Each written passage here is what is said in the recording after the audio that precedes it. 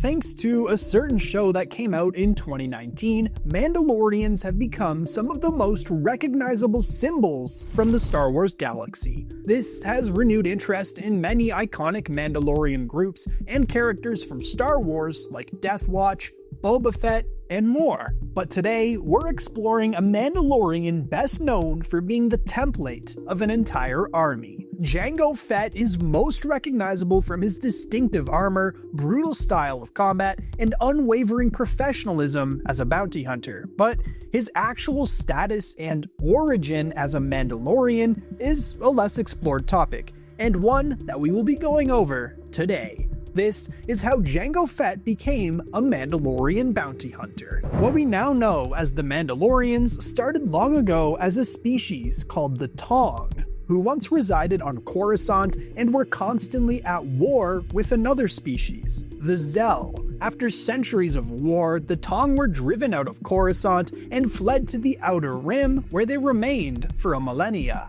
A ruler of the Tongs named Mandalore the First led a campaign to conquer a new world, which they named Mandalore in honor of their leader, and thus the Tong became the Mandalorians. As the Mandalorians waged war across the Outer Rim and the galaxy as a whole, new species and creeds were absorbed by their culture, making it so the Mandalorians were more than a single species or bloodline. This laid the foundation of Mandalorian society, with outsiders being brought into the culture as foundlings. Whether they were rescued during war or hardship, these foundlings would be adopted into clans and trained alongside who would soon become their brothers and sisters in arms.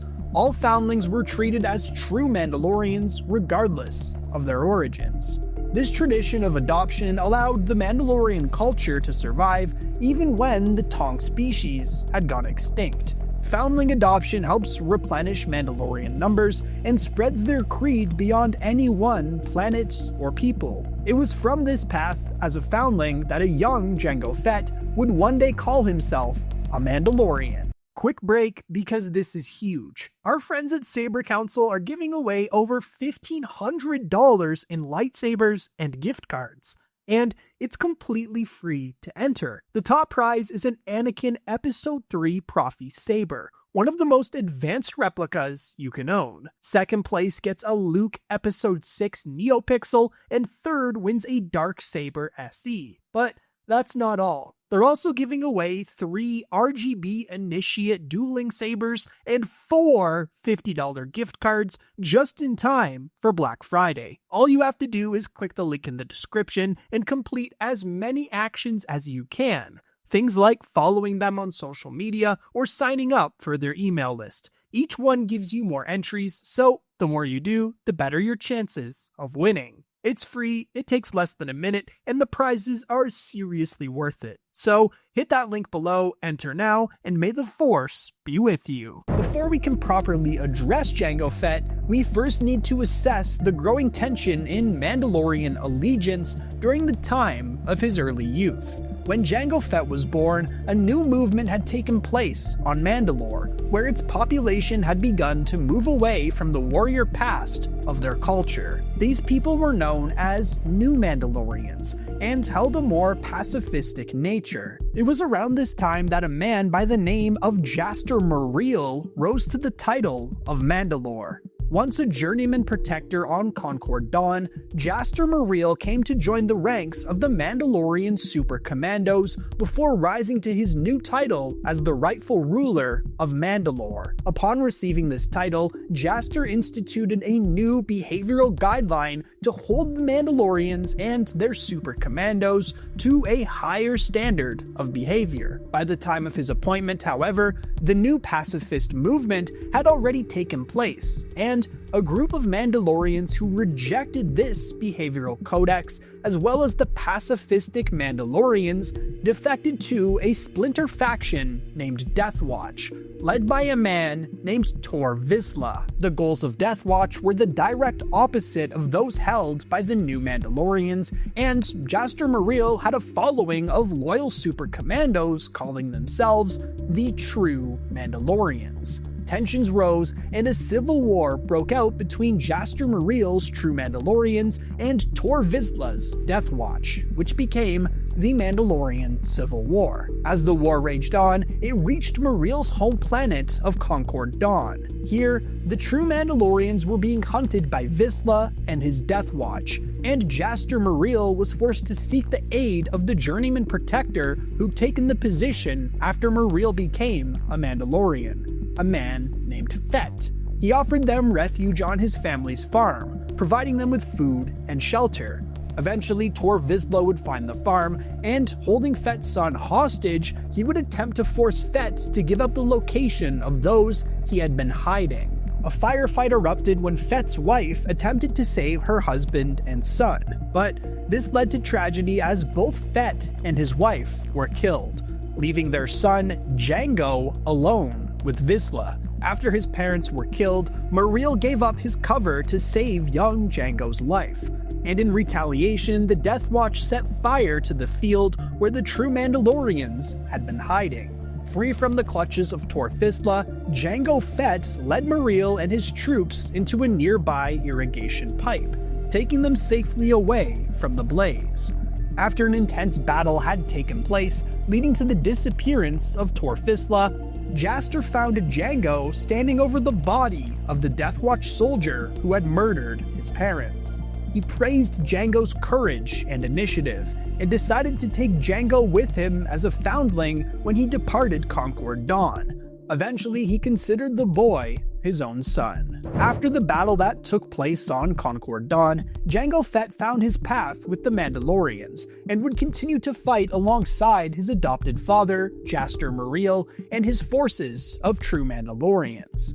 As a teenager, Jango had become a squad commander, and his first mission as such was to be a simple extraction. He took charge of a group named Jango's Grunts, where Fett and his team were to be in charge of providing support and cover fire to ensure the extraction point remained clear of any danger. However, what had initially been a simple extraction soon became a devastating skirmish. Intelligence reports had been vastly inaccurate, with the claims of minimal resistance turning out to be a much more immense fighting force than was led to believe. After witnessing this devastation mere moments into the battle, Jaster Muriel called for a full retreat. However, his second-in-command, Montross, declined this order, pushing further into battle and refusing to add a retreat into their battle record. Expectedly, Montross came under fire and was injured from a grenade strike. Hesitatingly, Muriel moved to save him, and after reaching Montross, berated him for pulling such a reckless move, threatening to remove him from his band of Mandalorians. As this was happening, Jango used the unfortunate scenario as an opportunity to move on the original objective.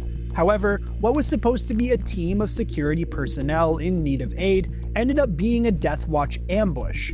Leading this team had been Tor Vizsla, who had initially been assumed dead at the Battle of Concord Dawn. While Jango fought back against the Death Watch soldiers, Vizsla made for the injured Montross and vulnerable Jaster Muriel. Montross, recognizing the danger, used his jetpack to flee the battle and left Muriel to face Vizsla's tank alone. As you might expect, Jaster Muriel did not survive. Fett, making his way across the battlefield, tried to get to Muriel before Vizsla struck him down, but he was too late, and the Mandalore died in his arms. Jango made his way back to the true Mandalorians who had retreated, only to find Montross making his case for why he should become Mandalore, saying that Jaster Muriel and Jango had both died on the battlefield. When Fett approached with Jaster Muriel's body in his arms, he exposed Montross's treachery to the other Mandalorians, who rejected him at gunpoint and appointed Jango as the Mandalore. 22 years before the Battle of Geonosis, Jango Fett was not just a Mandalorian, but the leader of the true Mandalorians, leading them on campaigns across the galaxy. But what happened to Jango Fett in the years before the Clone Wars? If he was the Mandalore, why was he just a bounty hunter when we first meet him? During his tenure as the ruler of the true Mandalorians in the place of Jaster Muriel, Jango would continue hunting for Tor Vizsla until he was eventually found on the planet Galadran. Unfortunately for Fett, Vizsla and the governor of Galadran worked together to contact the Republic and the Jedi, claiming that Mandalorians were murdering political activists, with Vizsla's own forces being the antagonists. When a Jedi team led by Jedi Master Dooku landed on the planet, Fett and his true Mandalorians were caught in a vigorous battle. It was at this time where Jango Fett would be credited with killing 6 Jedi with nothing but his bare hands, before the rest of the true Mandalorians were all eliminated. This left Jango Fett with nothing, where not even his title as Mandalore had meaning. After his loss at Galadran, Fett was sold into slavery. After his escape, he would dedicate his skills to finding Tor Vizsla and one of the leading Jedi who helped kill his true Mandalorian brethren named Komari Vosa. After years of searching and a grueling battle with Vizsla that left Fett poisoned and Vizsla laying dead on Corellia, Fett would recover and begin hunting for the Jedi. It was at this time that he came under the employ of a certain Darth Tyrannus, who had given him the location of the Jedi he was hunting.